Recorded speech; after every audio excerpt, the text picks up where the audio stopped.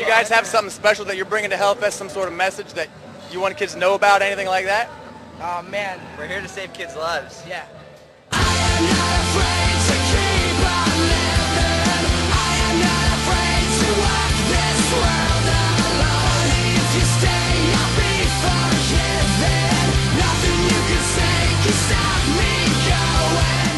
This band has a way of saving lives, you know, and it keeps us alive. We're definitely a band that wants to save your life. What does your shirt say, dude? MCR saved my life. That's the fucking real point of all this. First time it saved my life. If you can make a difference, what difference that would be? Well, that's a really good question, because that's one of the main things we've always strived to do. Instead of feeling like our fucking wallets or just other things like that, or getting famous, none of that was ever a goal. We wanted to make a difference. That's why the band was started. I mean, the difference we want to make is, number one, to let these kids know that they're not alone, that they're actually not that messed up, and that they could do whatever they want. They can express themselves however they want without being persecuted or called a faggot or some kind of racist thing. You know, and really just to get people to get over their stuff so they could live. Like, living's very important. I'm actually not afraid to die personally anymore, because I feel like we live, like we really live, and that's.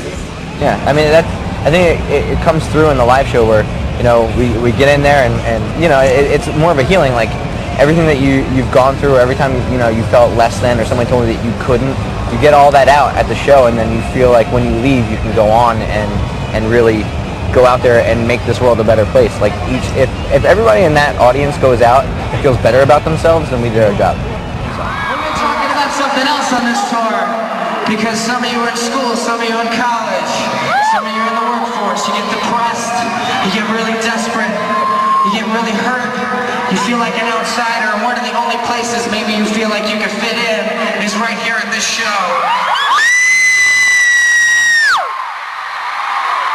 Which is great, but we're all a bunch of weirdos up here too, and sometimes we don't feel like we fit in either. No matter how desperate you get, no matter how upset, how depressed, you never, ever use violence as a solution. You understand? Now, having said that, let's fucking party! Hard, but where's your no? It's an extremely flattering thing to hear. It's always very nice to hear. I mean, we got in a band to really help ourselves mentally and to make a difference in the world and in music, and it's really nice to hear that.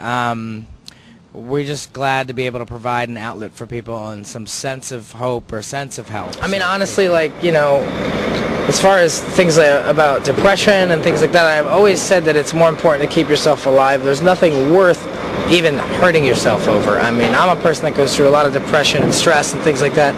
I'm generally happier these days, but it's normal. It's completely normal to be depressed. So I think it's good to have a support group. It's good to have people you can call. It's good to talk to your folks. I think it's just important that you keep yourself alive. You just stay fighting, because it actually isn't that bad. I mean, we started this band thinking the world was extremely ugly, and I think now we realize that it's more beautiful than we thought, and I think our music is now reflective of that. Yeah. So, if anything, you could take it from a guy in his band who used to think everything was shit, and we've found that it's not all shit. Have you changed? I have. We played a show, and there was a girl right up front, and I could see literally from where I was standing that she had, you know, these lacerations up and down her arms, some pretty brutal ones, and I saw that, and I said to myself, well, is this our fault? Does she think that she needs to do that to come to the show? Has it gotten so big to the point that people are now misconstruing it and passing along notions of self-harm? So I took that personally, and I felt very responsible for that. So whenever something like that happens that I feel I have to say, I'll say it. You know, we've been